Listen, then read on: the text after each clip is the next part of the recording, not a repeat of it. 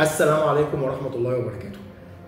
الناس بقى اللي بتسألنا الفترة الأخيرة، الفيروس المنتشر حاليا في كل الدنيا وفي المدارس وفي أماكن كتير قوي، والأطفال معظمها عنده حاجة شبه الهربس اسمها هربجينا أو قرح خفيفة جوه الحلق مع شوية فسافيس صغيرة كده أو حبوب صغيرة معبية مية على الإيد والرجل وحوالين الفم وأحيانا في منطقة الحفاضة، أحيانا حوالين السرة.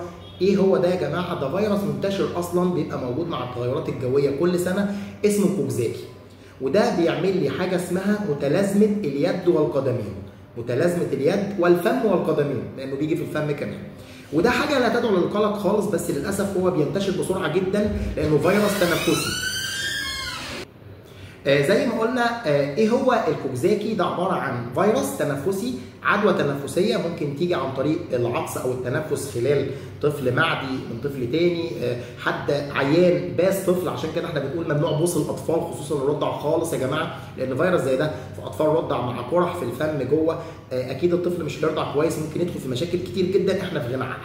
طيب الفيروس ده عباره عن ايه؟ بيبدا الاول بشويه برد خفيف مع رفض للرضاعه او رفض للاكل. تبص في بق الولد تلاقي عنده قرح جوه الحلق، القرح دي مؤلمه جدا بتخليه يرفض الاكل او الرضاعه. بعد كده يبدا سخونيه عاليه جدا بتوصل احيانا ل 40، بتتكرر معانا كل 4 ساعات او 5 ساعات. عشان كده هندي خافض بالتبادل كل 4 ساعات، نوع باراسيتامول مع حاجه ثانيه زي الايبوبروفين اللي هو البروفين، او ديكلوفيناك صوديوم اللي هو الدولفين، او على حسب طبعا كل ده على حسب وزن الطفل وعلى حسب ظروف الطفل، حسب تعليمات الطبيب، مفيش حاجه من نفسنا طبعا.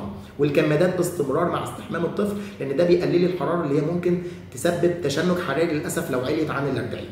طيب النقطه الثانيه، بيبتدي الطفل عنده شويه رشح، شويه قرح في الفم زي ما اتفقنا، شويه فسافيس او حبوب صغيره على الايد وعلى الرجل وعلى منطقه الحفاض، احيانا بمنطقه السره، وكمان احيانا حوالين الفم من هنا. لا داعي لاي قلق خالص. هو المفروض فيروس بياخد من 7 ل 10 ايام، معدي في الفتره دي كلها، فالمفروض عزل الطفل تماما عشان ما يعديش اخواته او اصحابه او قرايبه. النقطة الثانية، بيبتدي الطفل ده ياخد حاجات خاصة بالأعراض، يعني هدي بخاخ معين للفم لتهدئة القرح دي أو تهدئة الألم، هدي خوافض حرارة، ممكن أضطر أدي 2 خافض حرارة أول يومين، الحرارة تبقى عالية قوي أول يومين، بعد كده إن شاء الله بتهدى وما يبقاش فيها أي مشكلة خالص. طيب عنده رشح، هديله حاجة للرشح. عنده حبوب، هديله حاجة مضادة للهستامين أو للحساسية. هدهن على الحبوب دي كريم مضاد حيوي زي الفيوسي او الفيوسيدين، مع ملطف للجلد زي الزنك اوليف الهايبانتين لوشن. كل ده عشان الطف الحاجات دي. في الاخر الطفل ان شاء الله بيتحسن، بس لازم طبعا كل ده من خلال الطبيب. ظهر حاجه زي كده بكشف فورا عند اقرب دكتور اطفال ليا. النقطه الثانيه، ما ننساش يا جماعه ان احيانا الحبوب دي بتفضل فتره تعمل قشره، ما نشيلش القشره عشان ما تعلمش بعد كده. ساعات بتعمل تقشير على الايد والرجل، ده هياخد ملطف للجلد ممكن اسبوعين 3 مع شويه فيتامينز حلوه، وربنا يحفظ اولادنا من كل شر.